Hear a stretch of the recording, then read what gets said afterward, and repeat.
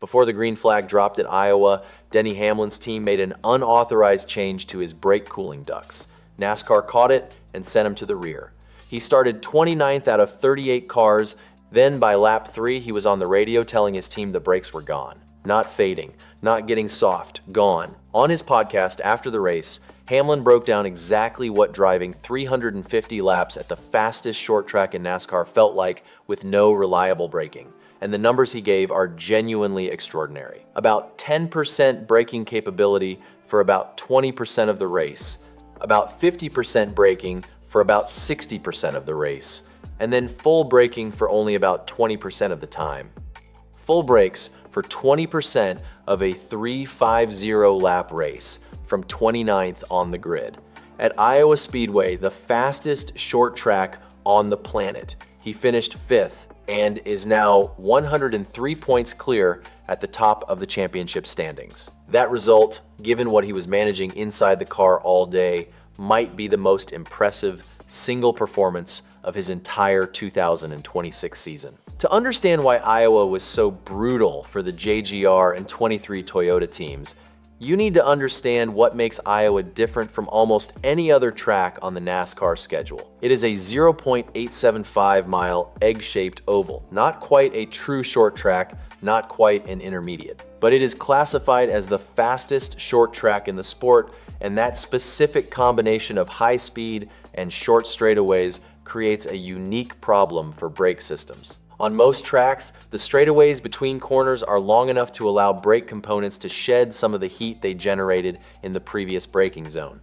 At Iowa, the straights are short. Cars are carrying enormous speed into the corners. The brakes have to work hard almost constantly. And if a brake pad is running hotter than it was designed for, or if there is a mismatch between pad compound and rotor temperature, things can go wrong very quickly and stay wrong for a very long time. The Toyota contingent had selected a brake combination coming into Iowa that had worked successfully at other tracks. The choice was not experimental. Other teams had used the same setup without problems. But Iowa exposed something about that combination that no other track had revealed, and it caught multiple teams simultaneously in the same race. Hamlin's specific version of the problem was the most severe. After being sent to the rear before the green flag for the unauthorized duct change, his team made adjustments to try to address the brake situation before the race began.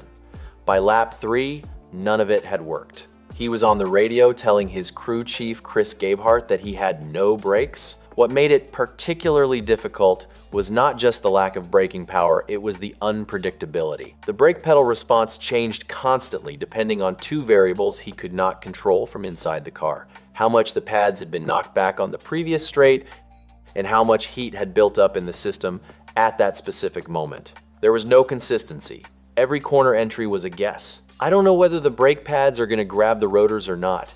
It just depends on how much they get knocked back on the straightaway, and it depends on how hot they are at the time. I'd have decent brakes right after a caution where the pedal was good, but the minute it got any sort of heat to it, they went away. And when they went away right off the bat. The pedal would just go all the way to the floor.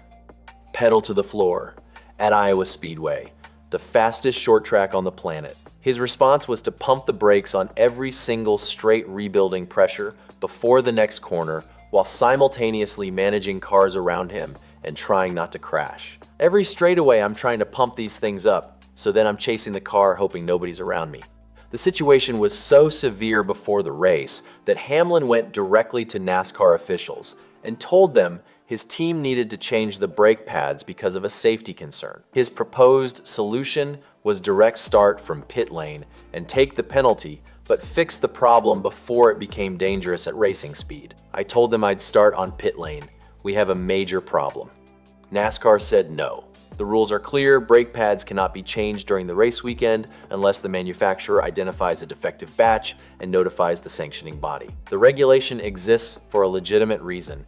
NASCAR does not want teams running a soft qualifying pad and switching to a harder race pad after setting their grid position.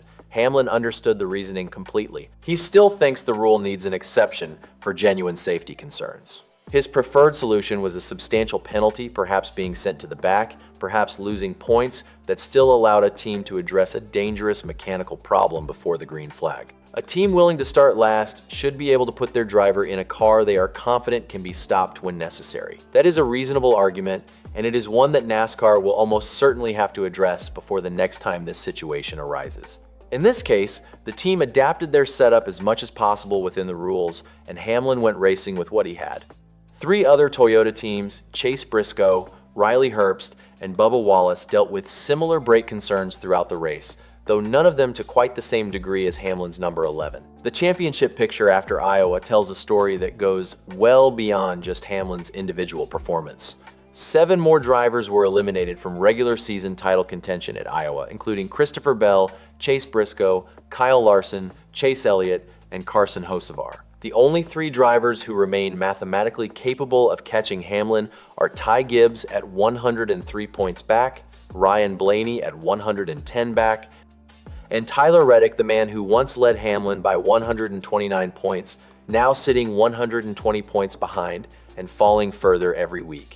Hamlin can clinch the regular season championship as early as Richmond this weekend. There are only 152 points left on the table after that race, which means if Gibbs, Blaney, and Reddick cannot combine to take enough points from him at Richmond while he finishes near the back, the title is his mathematically before New Hampshire or Daytona even happen. The regular season title carries real weight in the new chase format. The champion enters the postseason with a 100-point bonus, 25 more than second place, and the gap compounds down from there. Every position between 15th and 2nd is worth 5 additional bonus points. Hamlin winning the regular season does not just bring a trophy. It gives him a genuine structural advantage entering a postseason that no longer eliminates drivers based on wins alone. The wider JGR story at Iowa is worth examining because the organization's performance across all 4 cars deserves more attention than it is getting. Despite only 1 JGR car qualifying inside the top 20 for Sunday's race and Hamlin starting 29th after the brake duct penalty, the team placed all 4 cars inside the top 6 in the final results. Gibbs won, Bell finished 2nd for the 7th time this season, Hamlin was 5th, Briscoe was 6th despite dealing with his own brake concerns. That is one of the most dominant collective performances any organization has produced in 2026. And it happened on a day where their equipment was fighting them from the very first lap. The depth of JGR's engineering knowledge on oval tracks, specifically their ability to adapt a car during a race when the initial setup is not working, is the quality that separates them from most of the field, right? Chase Briscoe in particular has been operating under the radar in a way that does not reflect his actual standing. He is 5th in the championship. He has 5 top 6 finishes in the last 6 races. His Chicagoland win was his first of the season, but came at exactly the right moment on a track where JGR's intermediate oval package was dominant. Briscoe historically performs his best when the pressure is highest. He won at Darlington in 2024 to give Stewart-Haas their final ever playoff spot. The chase format rewards that kind of clutch performance over consistency alone. Denny Hamlin drove 350 laps at the fastest short track in NASCAR, with 10% braking for a fifth of the race, 50% braking for most of it, and full brakes only when cautions gave the system time to cool. He pumped the pedal on every straight, he started 29th, he finished 5th, and he leads the championship by 103 points. That performance, not the wins, not the strategy calls, not the teammate support, is the single best illustration of why Hamlin is the most dangerous driver in NASCAR right now. He does not need a perfect car, he does not need a clean day. He finds a way to extract the maximum result from whatever situation he is given. That quality, applied consistently across 3 races at Richmond, New Hampshire, and Daytona, is almost certainly going to make Denny Hamlin the 2026 NASCAR regular season champion. The brake story at Iowa is the one nobody is talking about loudly enough, and understanding it helps you understand exactly why the championship is his to lose heading into the final 3 races of the regular season. Do you think Hamlin clinches the regular season title at Richmond this weekend, and how impressive was his 5th place result given everything he was dealing with inside that car? Drop it in the comments. And if you want to follow everything as the regular season closes out, hit subscribe.